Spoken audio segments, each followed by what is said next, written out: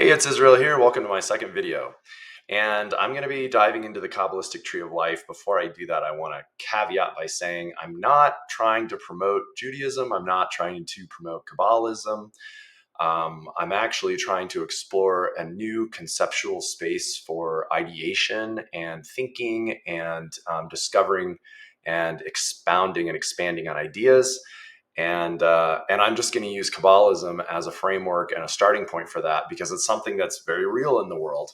Before I talk about this design here, which is called the Kabbalistic Tree of Life, I want to first contextualize Kabbalism by saying that I think it fits into a group of ancient and esoteric and religious practices called occultism.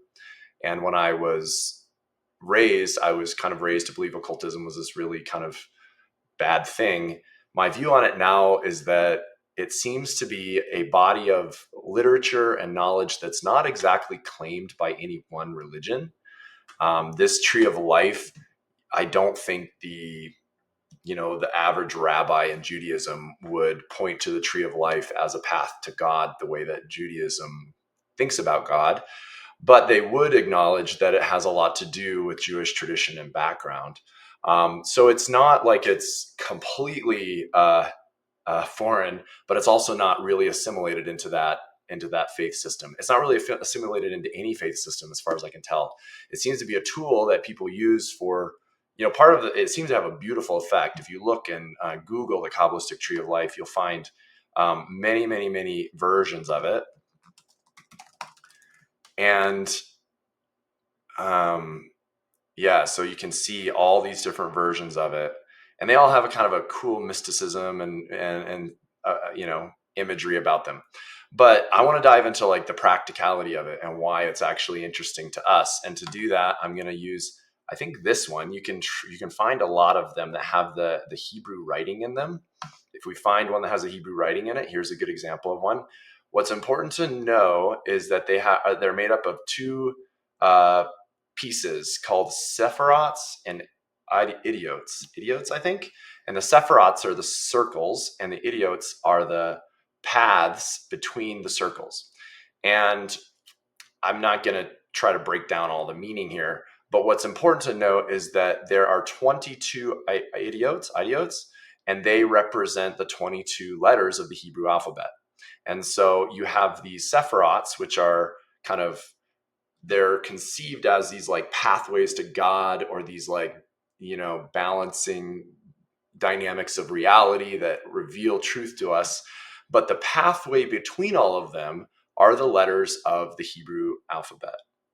And that's kind of the first really interesting aha, is that they're using the Kabbalists are using the Hebrew alphabet as pathways and roadways to ideas and to new thoughts and to new insights and discovery. And so that was one of the things that really stuck out to me when I first started looking at this, was that there's a few things that we know about the Hebrew language. One of them is that the characters of the Hebrew language are multidimensional, and compared to, for example, the English language, where we think of a certain letter as just being a sound, for them, their letters represented more than just a sound. They also represented an image. They all represented a picture of something that existed in reality. And that idea, I think, is commonly called like iconography, or it's called, I guess in the Egyptian language, it's this idea that these are, what's the word for it? I'm totally blanking. Someone help me here. Hieroglyphs. Egyptians called it hieroglyphs. So I want to talk for just a few more minutes about the origin of the Hebrew alphabet. I'm going to do that in the next video. And then I'm going to hopefully be able to go from there into kind of getting into more about how this practice, I think, worked in its original version, and now how some of it's been lost, and then use that as kind of a bridge to get to some of my more applicable points about this system and how it might relate to our lives.